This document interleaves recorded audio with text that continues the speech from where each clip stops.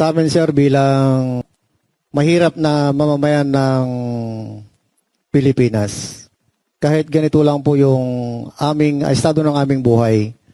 At since nung umalis kami sa serbisyo hanggang nagtrabaho kami kay Boss Saldi, meron naman po kaming kaunting naipon. Although na natanggal kami, pero yung naipon namin yun, sir, yun po yung ginagamit namin hanggang ngayon, sir, na ikinabubuhay ng aming pamilya.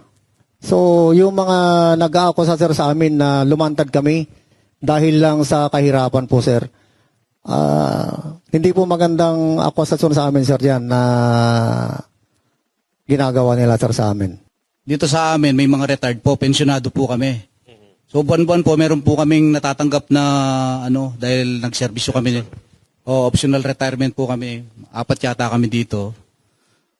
Tapos meron naman po kaming konting negosyo na nasusustain naman namin yung pangangailangan ng mga pamilya namin.